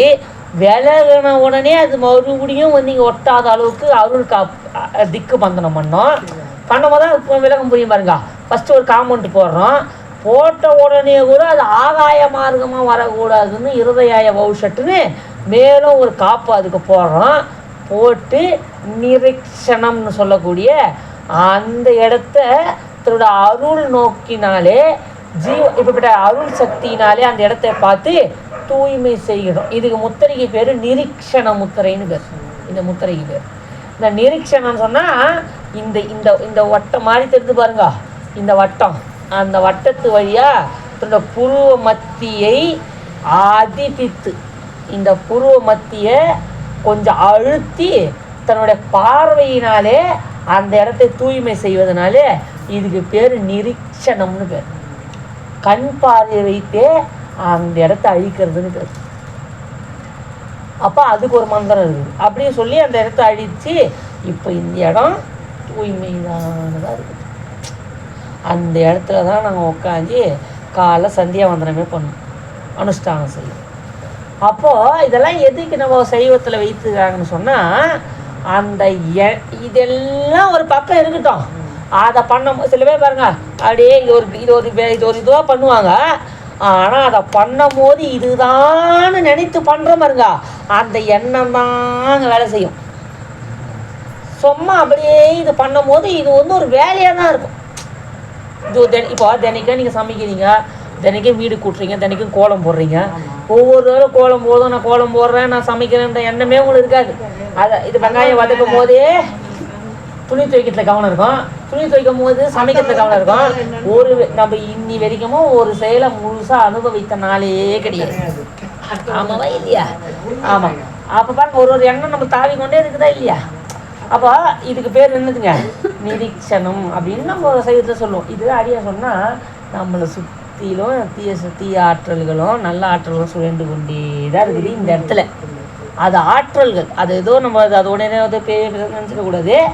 அது ஒரு எதிர்மறையான ஒரு ஆற்றல். அது அந்த ஆற்றல் நம்மக்கிட்ட நம்ம பாதிக்கக்கூடாதுன்னு சொல்லி தான் நாங்கள் உட்காரும் போது கூட அருள் காப்பை போடும். இப்படிலாம் அந்த திக்கு சிவாய நம்ம சொல்லி அந்த பூஜையில் உட்காரு. அதனால் இது என்ன பண்ணினா, அப்போ நான் இப்போ இது சொன்னால் இப்போ இது அருள் காப்புன்னு ஒன்று இதாக இல்லையா? இந்த அருள் காப்பு தீக்கு எடுத்தவர்களுக்கு அந்த முறைப்படி இப்படிலாம் பண்ணணும்னு தெரியும்.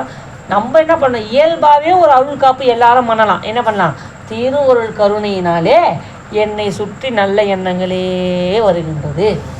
இது ஒரு அருள் காப்பு தான். நீங்களே உங்களை பலப்படுத்திக்கிறீங்க. அப்போ அந்த ஸ்திரமாக நிற்கும் போது நம்மளுக்கு எதிர்மறை எண்ணங்களும் எதிர்மறையான ஆற்றல்களும் நம்மளை வந்து தாக்காது. அப்படின்றது தான் நம்ம அடியார் பெருமக்கள்லாம் சிந்தனையில் வைத்து கொள்ளணும். ஏன்னா இப்போ இந்த அடியார்களாக இங்கே இப்போ வந்து இந்த பாடலை படிக்கிறது நம்ம ஒரு முற்றுதல் பண்ணுறோம், படிச்சிடறோம். ஆனால் அது முக்கியமான இதெல்லாம் உங்களுக்கு தெரிஞ்சு ஆழ் மனதில் பதிய வச்சுக்கணும். இதெல்லாம் அது இப்போ நம்ம அடியன்கிட்ட வந்து இதை கேட்டுட்டு போகிறது கூட பிரச்சனை இல்லை. இதை போய் கொஞ்சம் சிந்திக்கணும். இது என்ன, எதுக்காக சொல்லியிருக்கிறாரு, இது என்ன, இது விளக்கம் இருக்குதுன்றத சிந்திக்கணும். அதை பயிற்சியும் செய்யணும். பயிற்சி செய்யாமல் இல்லை. இப்போ நம்ம சுகர் போகணும் அப்படின்னா பாகக்காய் சாப்பிடுங்க, இதெல்லாம் சாப்பிடுங்கன்னு எல்லாம் படிச்சுட்டா மட்டும் அந்த சுகர் போயிடுமா? அதை சாப்பிடணும். அதே மாதிரி தீக்கெடுத்துட்டா மட்டும் நம்மளுக்கு சாமினா வழிபாடு பண்ணணும். வழிபாடு பண்ணினே இருக்கணும். எது வரைக்கும் பண்ணணும்? உயிர் இருக்கிற வரைக்கும் வழிபாடு பண்ணணும். இந்த உடம்பு இருக்கிற வரைக்கும் சைவத்துக்காக பாடுபட்டுக்கிட்டே தான் இருக்கணும். ஒன்று அடியன் 2 தான் ஒரு குறிக்கோள் மனதில் வச்சுருப்பேன் எப்பவுமே. ஒன்று ஒரு வேலை செய்தால் அது சிவ சம்பந்தமாக இருக்குதான்னு பார்ப்பேன். சிவ சம்பந்தமாக இருந்தால் அதை செய்வேன். இல்லையா, அதை விட சால சிறந்தது எதுவுமே செய்யாமல் கம்முன்னு உட்காந்துடும். எவ்வளோ நேரம்னா சும்மாவே இருப்பணும் வழிய சிவ சம்பந்தமாக அது உயிருக்கு பயன் தருதான்னு பார்த்து செய்யலாம். அது எல்லாளவும் ஒரு உயிருக்கு பயன் தரலைன்னா அதை நோக்கவே கூடாதுன்ற ஒரு எண்ணங்களை சுவாமி எனக்கு தந்துருக்கிறது. அந்த எண்ணங்களை பல நாள் பயிற்சி அது இயல்பாக இப்போ வரல. அது பல நாள் நீங்கள் அந்த பயிற்சி எடுத்திங்கன்னா உங்களுக்கும் இது வரும். இது யாருக்கும் வராத ஒரு விஷயம் ஒன்று, அது அற்புதம் ஒன்றும் கிடையாது. பல பயிற்சிகளும் பல நாள் அப்படியே அந்த மாதிரி தவம் பண்ணிகிட்டே இருந்தீங்கன்னா இயல்பாகவே அது வந்துடும். அப்போ அது பழக்கத்துக்கு வந்துடும். அப்போ உங்களுக்கு இயல்பாகவே பார்க்க தோணாது. இயல்பாகவே உங்களோட எண்ணங்களோ உங்களோட சிந்தனையோ அங்கே போகவே போகாது. ஏன்னா அதுக்கு பழகிடும்.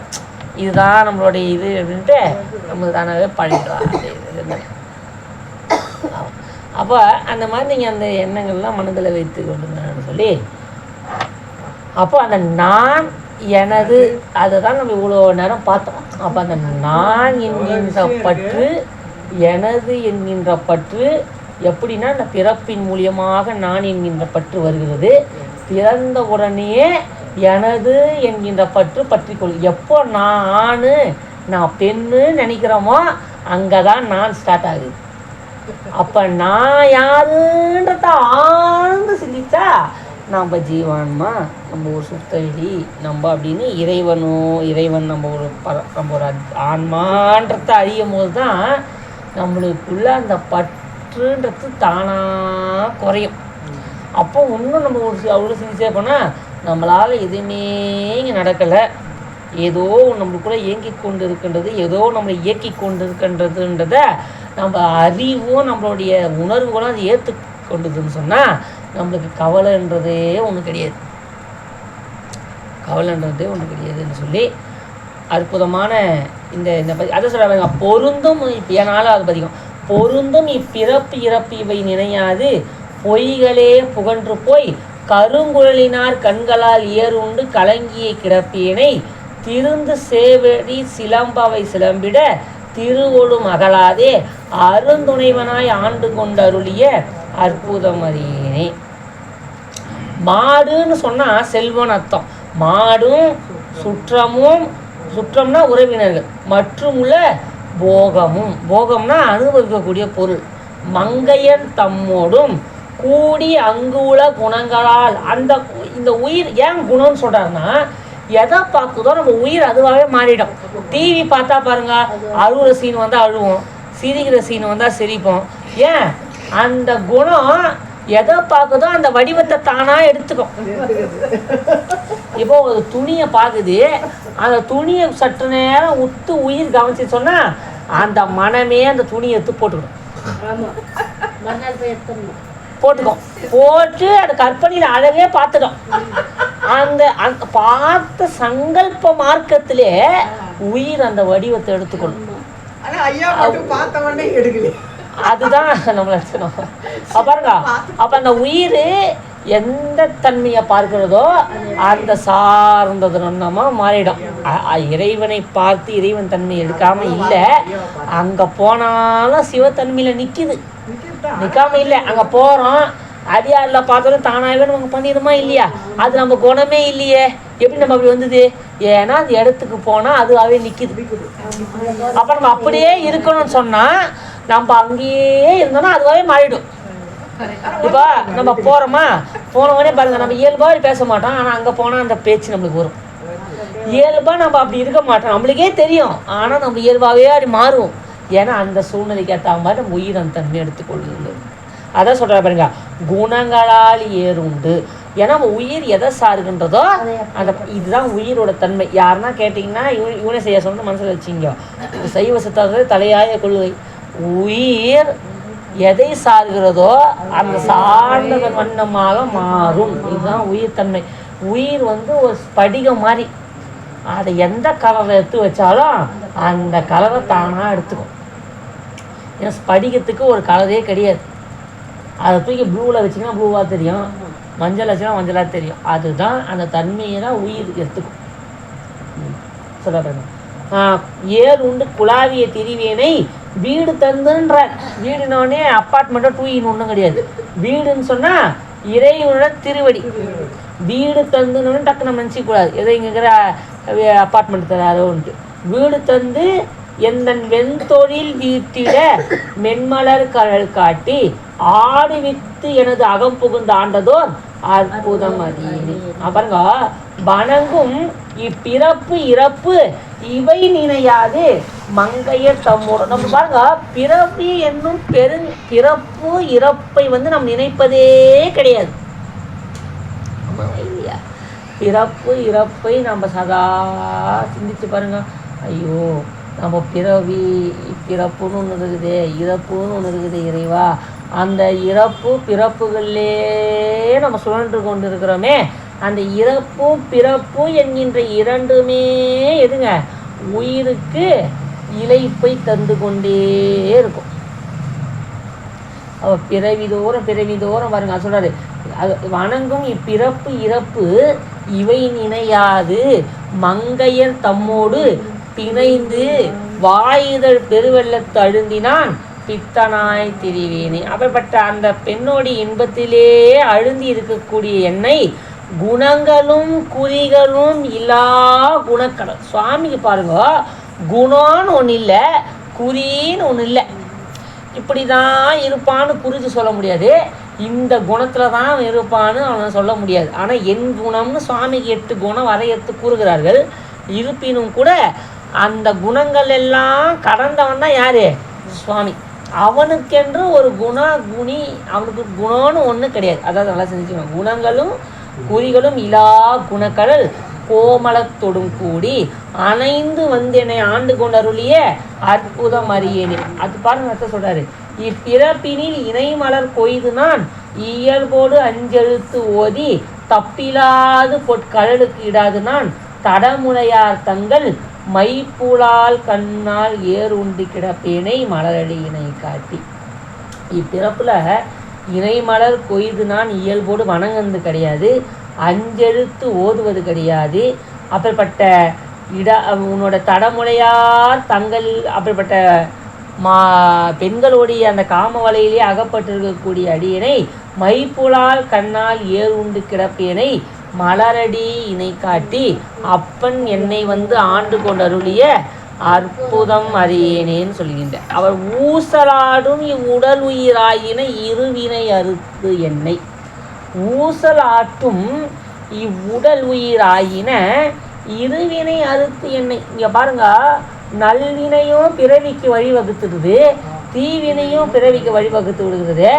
அறம் பாவம் என்ற இரண்டின் அச்சம் தவிர்த்து என்னை ஆண்டு கொண்டான் மறந்தேயும் தன்கடல் நான் மறவாவண்ணம் நல்கிய அத்திறம் பாடல் பாடி நாம் தெல்லேனும் கொட்டாமோன்னு திருத்தெல்லேனத்தை சொல்ல.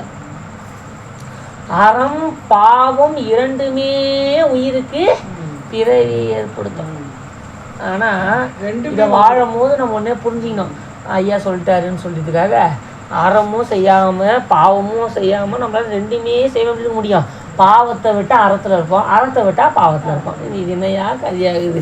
ரெண்டுமே செய்ய முடியாது இருக்க முடியும். பிறவி நமக்கு வருமானு கேட்டால் இதுக்கு தான் அங்கே ஒரு வழி இருக்கிறது. அறம் செய்யும் போது இறைவனால் செய்கிறோம், இது இறைவனால் நடக்குது, இந்த சொற்பொழிவு இறைவனால் நடக்குது, அப்படின்னு எல்லாம் செய்ய போதெல்லாம் இது இறைவன் செயல்னு எண்ணிக்கொண்டே செய்தோம்னா அந்த அறமாக அவன் கணக்கில் போய் பிறவி நீங்கள் கூடிய அற்புதமான வழி நம்மளுக்கு கிடைக்கும். ஆசராது ஊசலாட்டும் ஒரு ஊஞ்சல் இருக்குதுன்னு வச்சுங்க, ஆட்டி விட்டா அப்படி போகும், இப்படி வரும், போயிட்டே இருக்குது இல்லையா? ஒரு ஊஞ்சல் பார்ப்பீங்க, இப்படி ஆட்டி விட்டா இப்படி போகும் வரும், போகும் வரும். இதுதான் பிறப்பு. இப்படி போனால் பிறப்பு, இப்படி வந்தால் இறப்பு. அதான் சொல்கிற ஊசல் ஆடிக்கிட்டே இருக்குதா எது? பிறப்பு இறப்பு, இறப்பு பிறப்புன்னு இப்படி போய்கொண்டே வந்துக்குதான்.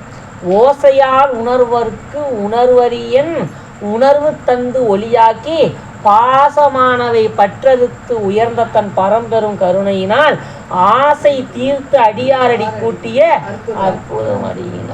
ஆசை என்னைக்கு ஒழிகிறதோ அன்னைக்கு தான் நம்ம இறைவன் திருவடியை அடையணும். ஆசை தான் நம்ம பிறவிக்கான.